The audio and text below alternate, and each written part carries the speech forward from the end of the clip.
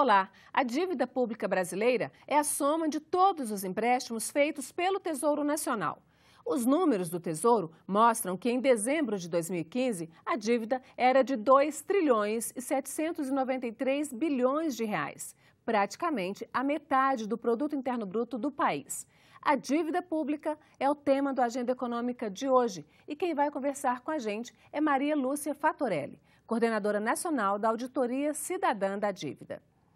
Maria Lúcia, muito obrigada pela sua presença aqui na Agenda Econômica. Muito grata. Então, eu queria que você começasse explicando para a gente o que é a Auditoria Cidadã da Dívida Pública. Nós somos uma associação sem fins lucrativos que luta desde o ano 2000 pelo cumprimento da Constituição Federal, que prevê a realização de uma auditoria da dívida que nunca aconteceu.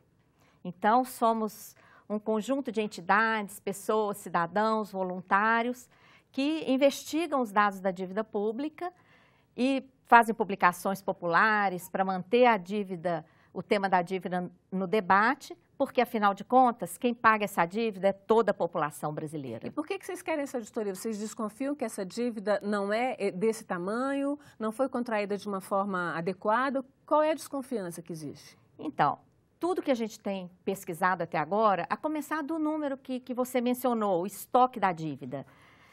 Nós utilizamos única e exclusivamente dados oficiais. Veja essa tabela, por exemplo, é o quadro do próprio Banco Central, dos títulos públicos federais. O total da dívida chegou, em dezembro de 2015, a 3 trilhões 936 bilhões de reais, só a dívida interna. Um número diferente do número que está no site do Tesouro, porque no site do Tesouro a dívida de 2015 era de 2 trilhões 793 bilhões. Como é que tem dois órgãos públicos, um Tesouro Nacional e outro Banco Central, com números diferentes? Então, é porque esse dado aqui do Banco Central mostra o total de títulos emitidos pelo Tesouro Nacional. Veja bem, o Banco Central está divulgando, mas o dado é do Tesouro, é o total de títulos emitidos. A diferença é que o Tesouro Nacional, ele retira do cálculo da dívida mais de 1 trilhão de reais que correspondem a títulos que estão a cargo do Banco Central, mas esses títulos não ficam com o Banco Central. Esses títulos são utilizados pelo Banco Central para trocar com os bancos, para cobrir a sobra de caixa desses bancos. Veja bem, sobram recursos no caixa dos bancos. Não que nós não tenhamos empresas, indústrias, pessoas precisando de empréstimos, mas como os juros que os bancos querem cobrar são altos demais, esses recursos sobram no caixa dos bancos. O que o Banco Central faz? Aceita atualmente está em mais de 1 trilhão de reais, 1 trilhão e 100. Aceita todo esse recurso e entrega título da dívida pública para esses bancos. Contrai uma dívida.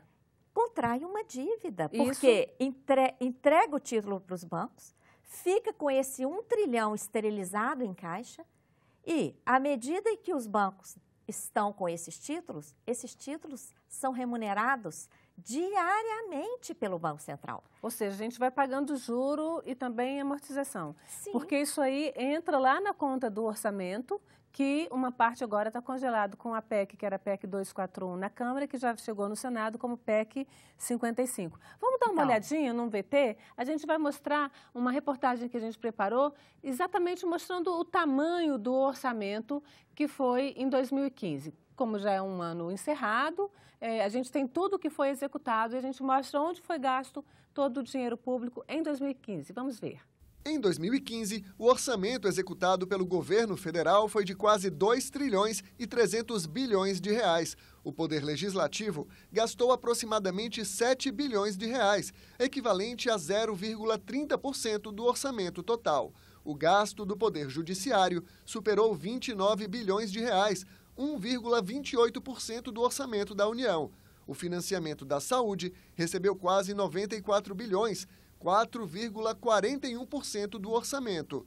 A educação ficou com mais de 88 bilhões, apenas 3,91% dos recursos públicos. A área de assistência social recebeu mais de 69 bilhões, 3,05%. Estados e municípios foram agraciados com 203 bilhões com as transferências dos fundos de participação. O valor representa 8,96% do orçamento total. Todas as demais áreas do governo receberam juntas 184 bilhões de reais. Nesse bolo estão segurança, habitação, saneamento, ciência e tecnologia, transportes, energia, agricultura, meio ambiente. No orçamento, existe uma rubrica chamada Encargos Especiais, que abarca o pagamento de subsídios ao setor elétrico, sentenças judiciais e repasses ao BNDES.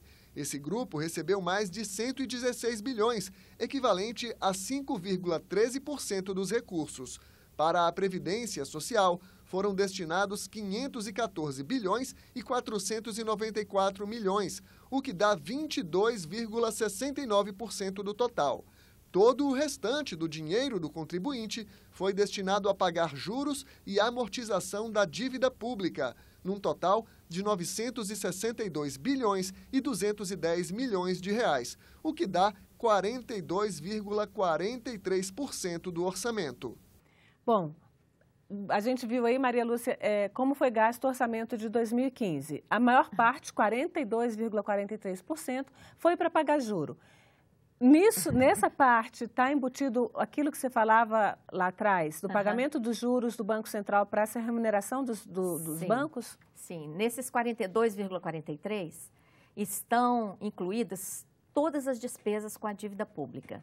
Os juros, inclusive os juros dessa operação, chamada operação compromissada, mas que na prática corresponde à remuneração da sobra de caixa dos bancos, estão incluídas as chamadas amortizações, que na verdade não estão acontecendo. A amortização é quando você paga a parte principal. Além do juro, você paga o principal da dívida. Quem já tomou um empréstimo em banco para financiar um carro, uma televisão, sabe o que é isso, né? Então, sabe o que é isso. Uma das questões que a Auditoria Cidadã vem denunciando, vem questionando, é justamente o pagamento, a contabilização de uma grande quantidade dos juros como se fosse amortização. Olha só esse outro gráfico aqui. Esse gráfico mostra o volume do estoque dos títulos da dívida. Nesse estoque, nós temos títulos que possuem rendimentos distintos, porque tem títulos indexados à Selic, tem títulos prefixados em várias taxas diferentes. São os títulos do Tesouro Nacional. São os títulos do Tesouro que pagam rendimentos nominais distintos. O que é que foi denunciado pela CPI da dívida, ocorrida na Câmara dos Deputados em 2009 e 2010, que está ocorrendo uma atualização monetária paralela, isso está ocorrendo desde o Plano Real. Essa atualização monetária paralela, ela faz crescer o estoque da dívida e, ao mesmo tempo, ela retira do valor dos juros essa parte da atualização monetária.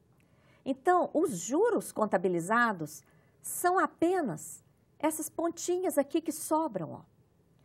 Mas, na verdade, os juros que estão sendo pagos são os juros nominais totais.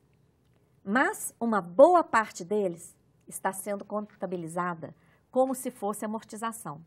Por isso que a gente soma, quando faz esse gráfico, a gente soma toda a despesa que está sendo apontada no sistema CIAF como juros e amortizações, porque na prática... Não dá para saber o que é o quê? Não dá para saber, e na prática a gente está vendo que a dívida não está sendo amortizada. Em 2015, em 11 meses, ela cresceu mais de 730 bilhões de reais. Então, ela não foi amortizada, nem rolada, ela cresceu. Diz uma coisa, você falou da CPI 2009 e 2010. Como é que foi a conclusão dessa CPI? O que aconteceu de lá para cá? Olha, essa CPI apontou diversas irregularidades, graves indícios de ilegalidades, ilegitimidades e até indício de fraude, tanto na dívida externa como na dívida interna federal, como também na dívida dos estados e município. Nós analisamos na CPI a dívida do município de São Paulo.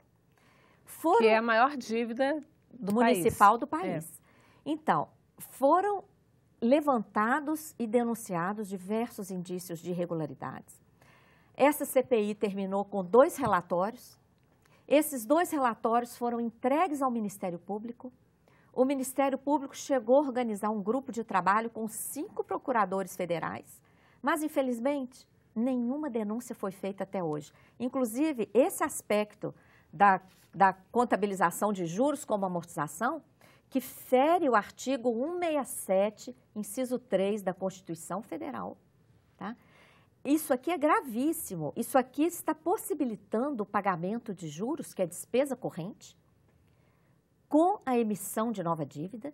Isso aqui, esse mecanismo está fazendo a dívida crescer em escala exponencial e, diante do crescimento brutal da dívida, vem medidas como essa PEC que você mencionou, que agora já chega aqui no Senado com o número 55.